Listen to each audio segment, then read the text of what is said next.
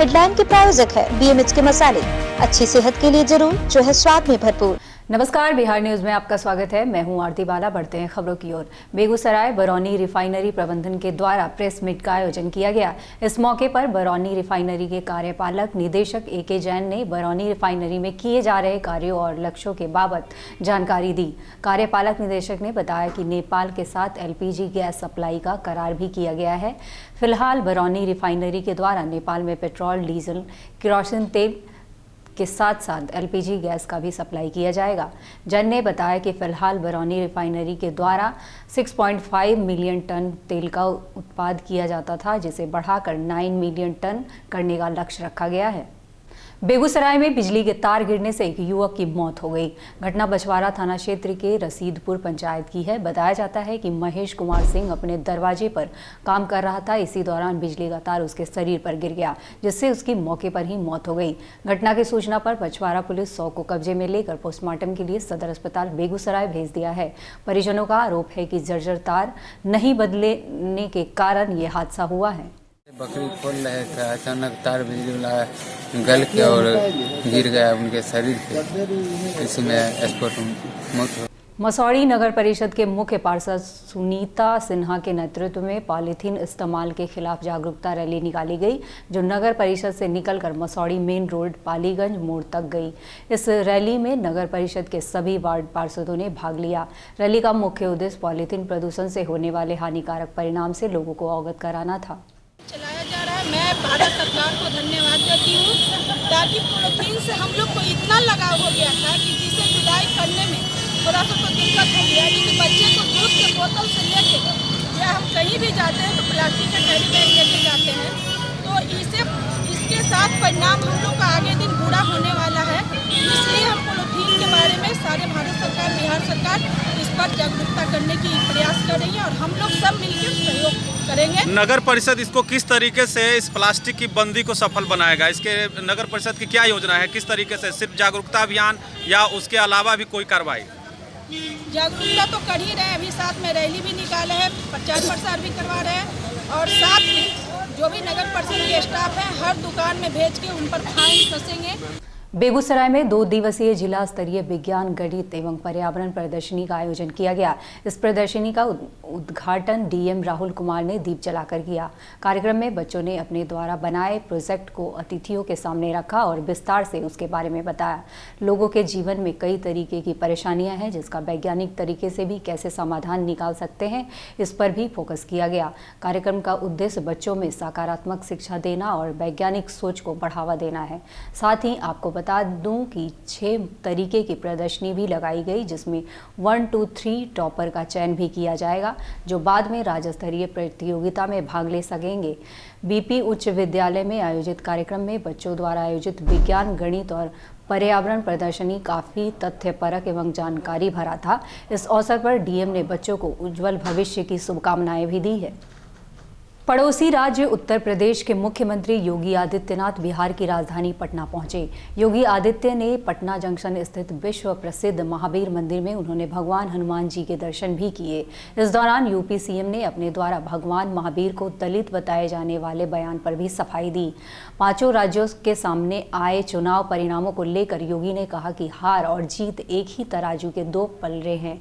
लोकतंत्र में हार बनी रहती है। उन्होंने कहा कि अगर हमने जीत को स्वीकारा है तो हम अपनी हार को भी स्वीकार करते हैं। योगी ने कहा कि हमने अच्छा प्रदर्शन करने का काम किया है। बीजेपी के खिलाफ कई प्रकार के दुष्प्रचार होने के बाद भी हमने 2 राज्यों में कड़ी टक्कर दी है। इसके साथ ही उन्होंने कांग्रेस पर हमला बोलते हुए कहा कि जिस लोगों ने सत्ता में झूठ बोलकर सत्ता हथियाने का काम किया है, वे लोग आने वाले समय में एक्सपोज हो जाएंगे। योगी ने कहा कि जीत और हार के अलावा जरूरी है देश का लोकतंत्र कायम रखना। EVM को लेकर योगी ने विपक्ष पार्टियों पर हमला बोलते हुए कहा कि बीजेपी के पक्ष में परिणाम आए तो EVM में गड़बड़ी और उनके पक्ष में परिणाम आए तो धूप बत्ती लेकर आरती कर रहे हैं। उनका ये दोहरा चरित्र जनता के सामने आ ही गया है। बजरंगबली की जाति नहीं बताई थी। हमने इस बात को कहा था कि देवत्व व्यक्ति के कृतित्व में समाहित होता है और देवत्व हर स्थान पर, हर जाति में और हर योनि में प्राप्त किया जा सकता है, बजरंगबली उसके उदाहरण हैं। हमने अगर जीत को स्वीकार किया है तो हमें हार को भी स्वीकार करने के लिए तैयार होना चाहिए। लेकिन हम लोगों ने ईवीएम को या फिर देश की संवैधानिक संस्थाओं को कटघरे में नहीं खड़ा किया। यह भारतीय जनता पार्टी की भारत के लोकतांत्रिक संस्थाओं के प्रति, लोकतांत्रिक मूल्यों के प्रति प्रतिबद्धता को दर्शाता है। भारतीय जनता पार्टी ने अच्छा प्रदर्शन करने का प्रयास किया। मध्य प्रदेश और राजस्थान में आपने देखा होगा कि मध्य प्रदेश में और राजस्थान में लोगों ने तमाम प्रकार से दुष्प्रचार करने के प्रयास किए थे, लेकिन उन सब के बावजूद जितनी अच्छी लड़ाई इन दोनों प्रदेशों में भारतीय जनता पार्टी की रणनीति, आदरणीय प्रधानमंत्री जी के नेतृत्व में हुई उनकी सभाएं, जनता ने जो उत्साह दिखाया और भारतीय जनता पार्टी को अपना समर्थन दिया, वह हम सब के लिए आगे की लड़ाई को और आसान करता है।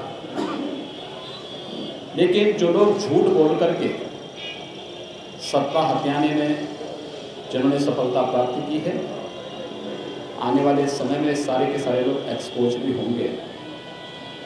इसलिए मुझे लगता है कि वे सारी चीज़ें सबके सामने होंगी।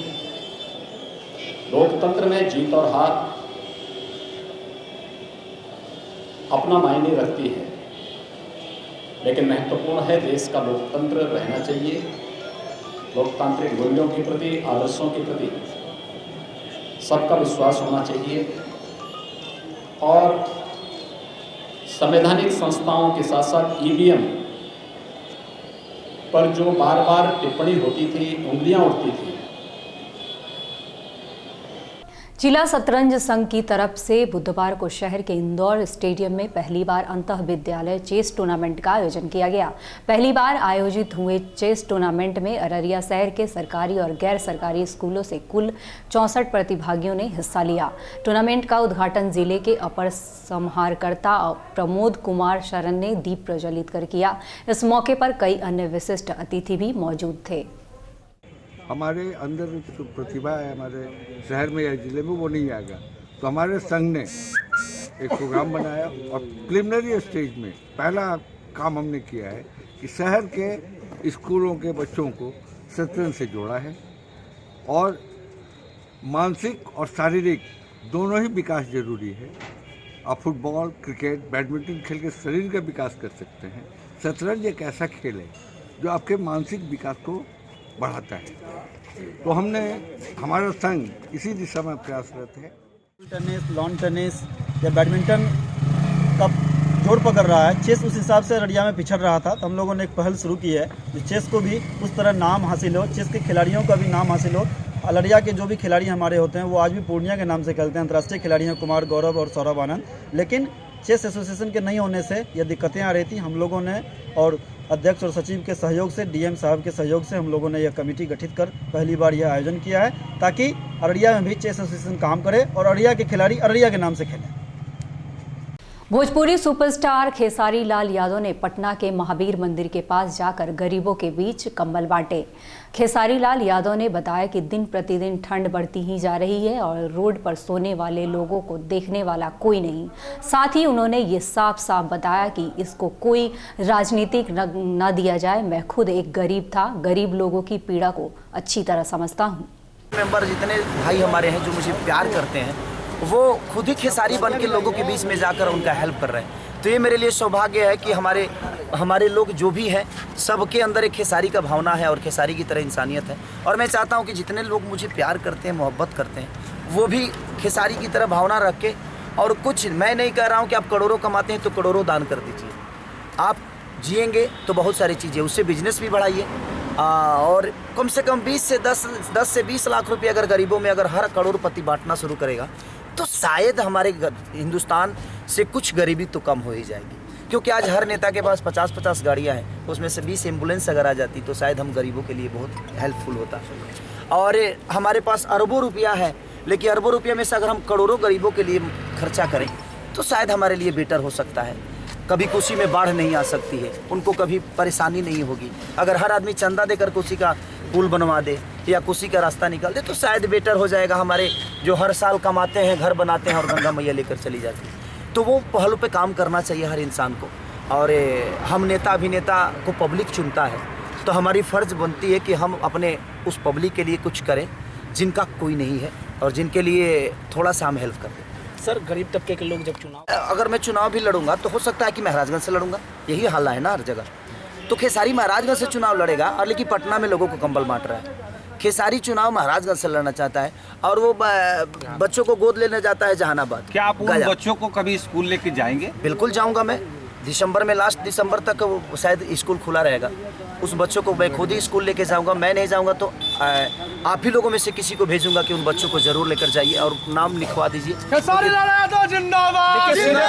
क्या है बिहार से थैंक यू और प्रणाम कि आप ऐसे ही देखते रहिए और बिहार न्यूज़ के हर लोगों को, हर कर्मचारी को अपना प्यार बांटते रहिए और नए साल की ढेर सारी शुभकामना आप सबको बिहार न्यूज़ की तरफ से। Thank you.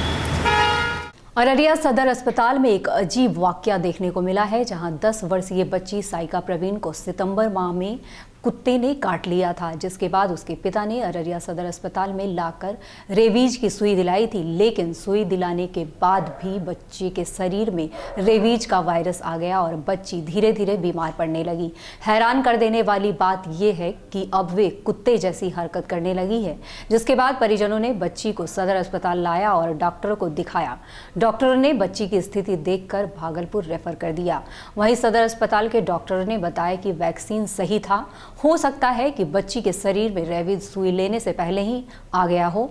हम लोग इसकी जानकारी राज्य स्वास्थ्य समिति को भी देंगे ताकि इस घटना की पूरी छानबीन हो सके।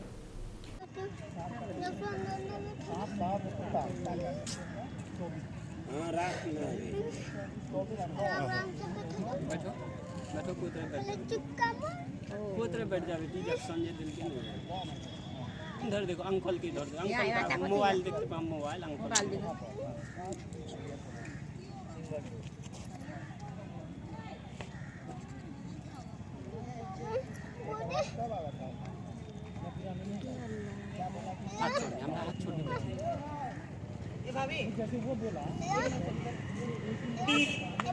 जो लड़की है जिसके बारे में आज केस हम लोगों को सुनने को मिला, हम लोगों ने खुद देखा, उसको सिविल सर्जन सर गए थे देखने के लिए। तो दो बात क्वेश्चन आई हम लोगों के सामने कि वैक्सीन एक्सपायर्ड है या रिएक्शन हुआ। इस निष्कर्ष पे हम लोग निकलते हैं कि ना तो वैक्सीन एक्सपायर्ड था, ना तो उसका रिएक्शन हुआ है। हाँ, इस बच्ची को रेबीज पहले से उत्पन्न हुआ है और रेबीज एक ऐसी चीज़ है कि जो अगर एक बार बॉडी में मतलब वो डेवलप कर जाए तो थोड़ी परेशानी होती है। इन सारी चीज़ों को देखने के बाद हम लोगों ने बच्चे की जान बचाने के लिए इसको इमीडिएटली हम लोगों ने भागलपुर अस्पताल सदर जो हॉस्पिटल है उस मेडिकल कॉलेज, वहाँ हम लोगों ने इसको भेजा है और साथ ही साथ इसकी जानकारी हम लोग राज्य स्वास्थ्य समिति को भी देंगे, BMSICL को भी देंगे इसके बारे में, ताकि आगे और भी गहन छानबीन इसके बारे में हो सके। मोकामा प्रखंड के मराची गांव में आज़ाद क्लब के तत्वाधान में आयोजित 3 दिवसीय राज्य स्तरीय गोल्ड कप कबड्डी प्रतियोगिता का भव्य समापन हो गया। इस प्रतियोगिता के आखिरी दिन महिला और पुरुष कबड्डी में पटना का जलवा कायम रहा। पटना की महिला टीम ने मराची और पटना के पुरुष टीम ने बक्सर को पराजित कर अपने शानदार प्रदर्शन से सभी का दिल जीत लिया। इस समारोह का समापन खिलाड़ियों को पुरस्कृत कर किया गया है। इस वक्त की बुलेटिन में फिलहाल इतना ही। आप बने रहिए बिहार न्यूज़ के साथ। नमस्कार।